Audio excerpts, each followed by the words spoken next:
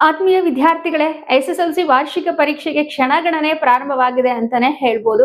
So ನಿಮ್ಮ ಎಕ್ಸಾಮ್ಗೆ help ಆಗ್ಲಿ ಅಂತ ಹೇಳಿ ಒಳ್ಳೊಳ್ಳೆ ಕಂಟೆಂಟ್ಸ್ ನಾನು ವಿಡಿಯೋ ಮಾಡ್ತಾ ಇದ್ದೇನೆ. ಅದೇ ರೀತಿ ಇವತ್ತಿನ ವಿಡಿಯೋನಲ್ಲಿ ಮೊದಲನೇದಾಗಿ ಫಸ್ಟ್ ಡೇ ನಿಮ್ಗೆ ಇರ್ತಕ್ಕಂಥ ಪೇಪರ್ ಪ್ರಥಮ ಭಾಷೆ ಕನ್ನಡ. ಪ್ರಥಮ ಭಾಷೆ ಕನ್ನಡ ವಿಷಯವನ್ನ ಕಡಿಮೆ ಅವಧಿನಲ್ಲಿ ಯಾವ ರೀತಿ ಮುಗಿಸ್ಬೇಕು, ಟೈಮ್ ಮ್ಯಾನೇಜ್ಮೆಂಟ್ ಬಗ್ಗೆ ನಾನು ನಿಮ್ಗೆ ತಿಳಿಸ್ಕೊಡ್ತೀನಿ. ನೋಡಿ ವಿದ್ಯಾರ್ಥಿಗಳೇ, ಪರೀಕ್ಷೆನಲ್ಲಿ ಟೈಮ್ ಮ್ಯಾನೇಜ್ಮೆಂಟ್ ಅನ್ನೋದು ತುಂಬಾನೇ ಇಂಪಾರ್ಟೆಂಟ್ ಆಗುತ್ತೆ. ನಾವ್ ಎಷ್ಟೇ ಚೆನ್ನಾಗಿ ಓದಿರ್ಲಿ, ನಮ್ಗೆ ಎಷ್ಟೇ ಚೆನ್ನಾಗಿ ಉತ್ತರಗಳು ಗೊತ್ತಿರ್ಲಿ, ಇರ್ತಕ್ಕಂಥ ನಿಗದಿತ ಸಮಯದಲ್ಲಿ ನಾವು ಉತ್ತರಗಳನ್ನ ಬರ್ದಿಲ್ಲ ಅಂತ ಹೇಳಿದ್ರೆ ಎಲ್ಲವೂ ಕೂಡ ವ್ಯರ್ಥ ಆಗ್ಬಿಡುತ್ತೆ. ಹಾಗಾಗಿ ಇರುವ ಸಮಯದಲ್ಲಿ ಯಾವ ರೀತಿ ಎಲ್ಲಾ ಮೇನ್ಗಳಿಗೂ ಆನ್ಸರ್ ಮಾಡಬೇಕು ಅನ್ನೋದನ್ನ ಈ ದಿನದ ವಿಡಿಯೋನಲ್ಲಿ ತಿಳಿಸ್ಕೊಡ್ತಾನೆ. ಸೊ ಕನ್ನಡ ಲ್ಯಾಂಗ್ವೇಜ್ಗೆ ಸಂಬಂಧಿಸಿದಂತೆ ನಾನು ಮಾಹಿತಿಯನ್ನ ಕೊಡ್ತಾ ಇದ್ದೇನೆ. ಇದೇ ರೀತಿ ನೀವು ಎಲ್ಲಾ ಸಬ್ಜೆಕ್ಟ್ಗೂ ಕೂಡ ನೀವು ಟೈಮ್ ಅನ್ನ ಡಿವೈಡ್ ಮಾಡ್ಕೊಂಡು ಬರೆದ್ರೆ ಖಂಡಿತ ಏನು ನಿಗದಿಪಡಿಸಿರ್ತಾರಲ್ವಾ ಸಮಯ, ಆ ಸಮಯದಲ್ಲಿ ಎಲ್ಲಾ ಮೇನ್ಗಳನ್ನು ಕೂಡ ಕವರ್ ಮಾಡ್ತೀರಾ. ಹಾಗೆ ಲಾಸ್ಟ್ಗೆ ನೀವು ಆನ್ಸರ್ ಬುಕ್ಲೆಟ್ ನ ಕೂಡ ಚೆಕ್ ಮಾಡ್ಕೊಳ್ಳೋದಕ್ಕೆ ಟೈಮ್ ಇರುತ್ತೆ. ತುಂಬಾ ವಿದ್ಯಾರ್ಥಿಗಳ ಕಂಪ್ಲೇಂಟ್ ಏನು ಅಂದ್ರೆ, ಮ್ಯಾಮ್ ಬರೆಯೋದಂತೂ ಸಿಕ್ಕಾಪಟ್ಟೆನೆ ಇತ್ತು, ಅದರಲ್ಲೂ ನಮ್ಮ ಕನ್ನಡ ವಿಷಯಕ್ಕೆ ಸಂಬಂಧಿಸಿದಂತೆ ಮ್ಯಾಮ್ ತುಂಬಾ ಬರೆಯೋದಿತ್ತು, ಟೈಮೇ ಶಾರ್ಟೇಜ್ ಆಗ್ಬಿಡ್ತು ಅಂತಿರ್ತಾರೆ. ಸೊ ಹಾಗಾಗಿ ಕರೆಕ್ಟ್ ಆಗಿ ಒಂದು ಪ್ರಾಪರ್ ಆಗಿರ್ತಕ್ಕಂಥ ಪ್ಲಾನ್ ಮಾಡ್ಕೊಂಡ್ರಿ ಅಂತ ಹೇಳಿದ್ರೆ ಯಾವುದೇ ಕಾರಣಕ್ಕೂ ಯಾವ ಮೇನ್ ಅನ್ನು ನೀವು ಬಿಡೋದಕ್ಕೆ ಚಾನ್ಸೇ ಇಲ್ಲ. ಎಲ್ಲದಕ್ಕೂ ಕೂಡ ಉತ್ತರ ಬರೀತೀರಾ. ಹಾಗಿದ್ರೆ ಏನ್ ಮಾಡ್ಬೇಕು ಅಂತ ಹೇಳಿ ನೋಡೋದಾದ್ರೆ, ನಿಮ್ಮ ಪ್ರಥಮ ಭಾಷೆ ಕನ್ನಡ ವಿಷಯಕ್ಕೆ 3 ಗಂಟೆ 15 ನಿಮಿಷಗಳ ಕಾಲಾವಕಾಶ ಇರುತ್ತೆ. ಆ 15 ನಿಮಿಷ ನಿಮ್ಗೆ ಪ್ರಶ್ನೆ ಪತ್ರಿಕೆಯನ್ನ ಓದೋದಕ್ಕೆ ಅಂತ ಹೇಳಿ ಇರುತ್ತೆ.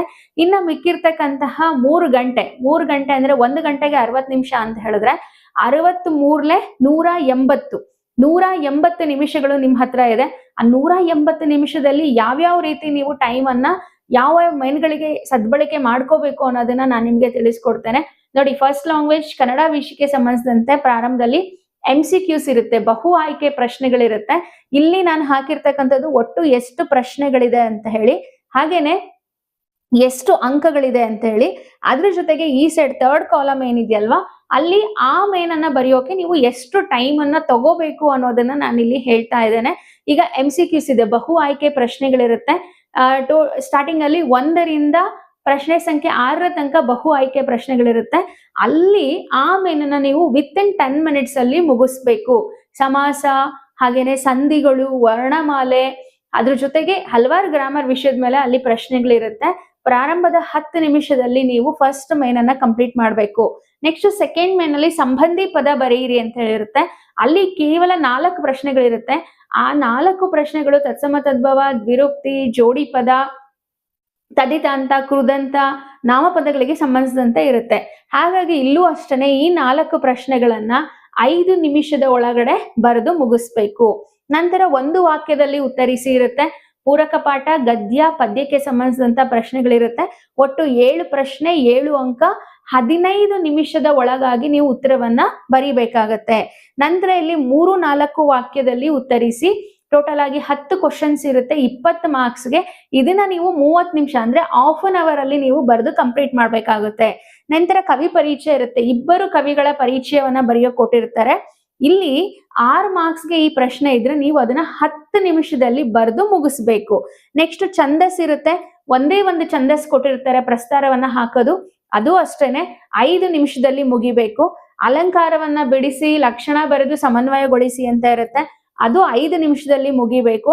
ನಂತರ ಗಾದೆಯನ್ನ ವಿಸ್ತರಿಸಿ ಬರೆಯಿರಿ ಅಂತ ಹೇಳಿ ಒಂದು ಗಾದೆ ಕೊಟ್ಟಿರ್ತಾರೆ.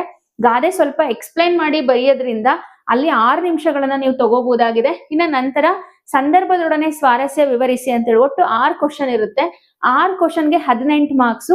ನೀವು ವಿತಿನ್ 30 ಮಿನಿಟ್ಸ್ ಅಲ್ಲಿ, ಅರ್ಧ ಗಂಟೆನಲ್ಲಿ ಎಲ್ಲಾ ಸಂದರ್ಭ ಬರೆಯೋದು ಮುಗಿದಿರ್ಬೇಕು. ಇನ್ನ ನಂತರ ಪದ್ಯ, ಒಂದು ಪದ್ಯವನ್ನ ಕೊಟ್ಟಿರ್ತಾರೆ. ಆ ಪದ್ಯವನ್ನ ಒಂದ್ 4 ನಿಮಿಷದಲ್ಲಿ, ಒಂದೊಂದೇ ಸಾಲಿರುತ್ತೆ, 4 ನಿಮಿಷದಲ್ಲಿ ಮುಗಿಸ್ಬೋದು. ಇನ್ನ ಪದ್ಯದ ಸಾರಾಂಶವನ್ನ, ಭಾವಾರ್ಥವನ್ನ ಬರೆಯೋದು ಕೊಟ್ಟಿರ್ತಾರೆ. 4 ಅಂಕಗಳಿಗೆ ಇರುತ್ತೆ. ವಿತಿನ್ 6 ಮಿನಿಟ್ಸ್ ಅಲ್ಲಿ ನೀವು ಸಾರಾಂಶ ಬರೆಯೋದನ್ನ ಮುಗಿಸ್ಬೇಕು. 8-10 ವಾಕ್ಯದಲ್ಲಿ ಉತ್ತರಿಸಿ. ಟೋಟಲ್ ಆಗಿ 2 ಪ್ರಶ್ನೆ ಇರುತ್ತೆ. ಗದ್ಯದಿಂದ 1 ಪ್ರಶ್ನೆ, ಪದ್ಯದಿಂದ 1 ಪ್ರಶ್ನೆ ಇರುತ್ತೆ. ಇಲ್ಲೂ ಅಷ್ಟೇ ಮಕ್ಕಳೇ, 20 ನಿಮಿಷದಲ್ಲಿ ಒಂದೊಂದು ಕ್ವಶನ್ಗೆ 10 ನಿಮಿಷದಂತೆ 20 ನಿಮಿಷದಲ್ಲಿ ಅದನ್ನ ಮುಗಿಸ್ಬೇಕು. ಅಪಠಿತ ಗದ್ಯ ಅಂತ ಹೇಳಿದ್ರೆ ಪ್ಯಾಸೇಜು, ಅಲ್ಲೇ ಕ್ವಶನ್ ಇರುತ್ತೆ, ಅಲ್ಲೇ ಆನ್ಸರ್ ನೋಡಿ ಬರೆಯೋದು.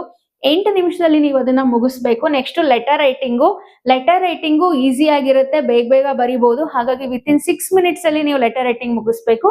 ಲಾಸ್ಟ್ ಗೆ ಪ್ರಬಂಧ ಸ್ವಲ್ಪ ಯೋಚನೆ ಮಾಡಿ ಬರಿಬೇಕಾಗಿರೋದ್ರಿಂದ ಒಂದು 10 ನಿಮಿಷವನ್ನ ನೀವು ಟೈಮ್ ತಗೋಬೇಕು. ಸೊ ಈ ರೀತಿ ಹೀಗೆಲ್ಲಾ ಟೈಮ್ ನ ಡಿವೈಡ್ ಮಾಡ್ಕೊಂಡು ನೀವು ಎಕ್ಸಾಮ್ ಬರ್ದಿದ್ದೆ ಆದ್ರೆ, ಎಲ್ಲೂ ಕೂಡ ನೀವು 1 ನಿಮಿಷನೂ ವ್ಯರ್ಥ ಮಾಡದೆ ಎಕ್ಸಾಮ್ ಬರ್ದಿದ್ದೆ ಆದ್ರೆ, ನೀವು 170 ಮಿನಿಟ್ಸ್ ಅಲ್ಲಿ ಎಲ್ಲದಕ್ಕೂ ಕೂಡ ಉತ್ತರ ಬರೀತೀರಾ. ಎಕ್ಸಾಮ್ ಇರೋದು ಎಷ್ಟಕ್ಕೆ? 180 ನಿಮಿಷಕ್ಕೆ ಅಲ್ವಾ? ಸೊ ಅದರಲ್ಲಿ ಕೊನೆಗೆ 10 ನಿಮಿಷ ಉಳಿಯುತ್ತೆ. ಆ 10 ನಿಮಿಷದಲ್ಲಿ ನೀವು ಎಲ್ಲಾ ಮೇನ್ಗಳನ್ನ ಬರ್ದಿದ್ದೀರಾ, ಹಾಗೆ ಇಂಪಾರ್ಟೆಂಟ್ ಪಾಯಿಂಟ್ಸ್ ಗಳಿಗೆ ಅಂಡರ್ಲೈನ್ ಮಾಡೋದಿದ್ರೆ, ಅಥವಾ ಯಾವ್ದಾದ್ರು ಕ್ವಶನ್ ನ ಬಿಟ್ಟಿದ್ರೆ, ಹಾಗೇನೆ ಏನಾದ್ರೂ ಆಮೇಲೆ ಬರೆಯೋಣ ಅಂತ ಬಿಟ್ಟಿದ್ರೆ, ಆನ್ಸರ್ಸ್ ಕರೆಕ್ಟ್ ಇದೆಯಾ ಅಂತ ನೋಡ್ಕೊಳ್ಳೋಕೆ ಎಲ್ಲಾನು ಚೆಕ್ ಮಾಡ್ಕೋಬಹುದು. ಹಾಗೆ ಇಲ್ಲಿ ನಾನು ಒಂದು ಅಂದಾಜ್ ಮೇಲೆ ಟೈಮ್ ಹಾಕಿದ್ದೀನಿ. ಈಗ ನೀವು ಇಲ್ಲಿ ಯಾವ್ದೋ ಒಂದ್ ಮೇನ್ಗೆ ಜಾಸ್ತಿ ಟೈಮ್ ತಗೋಬಹುದು, ಯಾವ್ದೋ ಒಂದ್ ಮೇನ್ಗೆ ಕಡಿಮೆ ಟೈಮ್ ತಗೋಬಹುದು. ಈಗ ಎಕ್ಸಾಂಪಲ್, ಕೆಲವು ಸ್ಟೂಡೆಂಟ್ಸ್ MCQs ಗೆ 10 ನಿಮಿಷ ಏನಕ್ಕೆ, ನಾನು 5 ನಿಮಿಷದಲ್ಲೇ ಮುಗಿಸ್ತೀನಿ ಅಂತ ಹೇಳಿದ್ರೆ, ಇಲ್ಲಿ ನಿಮ್ಗೆ 5 ನಿಮಿಷ ಸೇವ್ ಆಗುತ್ತೆ. ಈ 5 ಮಿನಿಟ್ಸ್ ನ ನೀವು ಸಂದರ್ಭಕ್ಕೋ ಅಥವಾ ಪ್ರಬಂಧ ಬರೆಯೋದಕ್ಕೋ ಅಲ್ಲಿ ನೀವು ಹಾಕ್ಬೋದು. ಇನ್ನ ಮಧ್ಯ ಎಕ್ಸಾಮ್ ಹಾಲ್ ಅಲ್ಲಿ ಸಣ್ಣ ಪುಟ್ಟ ಡಿಸ್ಟ್ರಾಕ್ಷನ್ಸ್ ಇದ್ದೇ ಇರುತ್ತೆ. ನೀವ್ ಯಾರು ಬಂದ್ರು, ಯಾರು ಹೋದ್ರು, ಯಾರಿಗ್ ಏನಾಯ್ತು ಅಂತ ಹೇಳಿ ಅಲ್ಲಿ ಇಲ್ಲಿ ನೋಡ್ತಾ ಕೂತ್ರೆ ಒಂದೊಂದ್ ನಿಮಿಷನೇ ಇಂಪಾರ್ಟೆಂಟ್. ಒಂದೊಂದ್ ನಿಮಿಷ ಹೋಯ್ತು ಅಂತಂದ್ರೆ ಮತ್ತೆ ಕೊನೆಗೆ ಏನಾಗುತ್ತೆ, ಎಲ್ಲಾ ಮೇನ್ಸ್ ನ ನೀವು ಕವರ್ ಮಾಡಕ್ಕಾಗಲ್ಲ. ಆವಾಗ ನೀವು ಟೀಚರ್ಸಿಗೆ ಮಾಡೋ ಕಂಪ್ಲೇಂಟ್ ಏನು ಅಂದ್ರೆ, ಮ್ಯಾಮ್ ಬರೆಯಕ್ಕೆ ಆಗ್ಲಿಲ್ಲ ಅಂತ ಹೇಳ್ತೀರಾ. ಹಾಗಾಗಿ ಈ ಒಂದು ಟೈಮ್ ಅನ್ನ ನೀವು ಫಾಲೋ ಮಾಡಿದ್ರಿ ಅಂತ ಹೇಳಿದ್ರೆ ಖಂಡಿತ ಯಾರು ಯಾವ್ದು ಕ್ವಶನ್ ಬಿಟ್ಟು ಬರಕ್ ಸಾಧ್ಯ ಇಲ್ಲ. ಜೊತೆಗೆ ಬರ್ದಿದ್ದಾದ್ಮೇಲೆ ಪೇಪರ್ನ ಕೂಡ ಚೆಕ್ ಮಾಡ್ಕೋಬಹುದು. ಹಾಗಾಗಿ ನಾನು ಹೇಳಿದ ಎಲ್ಲಾ ಇನ್ಸ್ಟ್ರಕ್ಷನ್ ಫಾಲೋ ಮಾಡಿ ಸೇಮ್ ಇದೇ ತರ ಎಲ್ಲಾ ಮೇನ್ಗಳಿಗೆ ಎಷ್ಟೆಷ್ಟು ಟೈಮ್ ಬೇಕಾಗುತ್ತೆ ಅಂತ ಹೇಳ್ಬಿಟ್ಟು ಎಲ್ಲಾ ಸಬ್ಜೆಕ್ಟ್ಗೂ ನೀವು ನೋಟ್ ಮಾಡ್ಕೊಳ್ಳಿ. ಆ ಟೈಮಲ್ಲಿ ಆ ಮೇನ್ ಬರೆಯೋದು ಮುಗ್ದಿರ್ಬೇಕು ಅಷ್ಟೇನೆ. ಸೊ ಈ ತರ ನೀವು ಒಂದು ಪ್ಲಾನ್ ಮಾಡ್ಕೊಂಡಾಗ ಎಲ್ಲಾ ಕ್ವಶನ್ಸ್ಗೂ ಕೂಡ ಆನ್ಸರ್ ಮಾಡ್ಬೋದು, ಯಾವ ಮೇನನ್ನು ಬಿಡಕ್ಕೆ ಚಾನ್ಸ್ ಇಲ್ಲ ಅಂತೇಳಿ ಹೇಳ್ತಾ, ಪ್ರಥಮ ಭಾಷೆ ಕನ್ನಡ ವಿಷಯಕ್ಕೆ ಸಂಬಂಧಿಸಿದಂತೆ ಯಾವ ರೀತಿ ನೀವು ಟೈಮ್ ಮ್ಯಾನೇಜ್ಮೆಂಟ್ ನ ಮಾಡ್ಬೇಕು ಅನ್ನೋದನ್ನ ಈ ವಿಡಿಯೋನಲ್ಲಿ ತಿಳ್ಕೊಂಡ್ರಿ. ವಿಡಿಯೋ ವೀಕ್ಷಿಸಿದ್ದಕ್ಕೆ ಧನ್ಯವಾದಗಳು.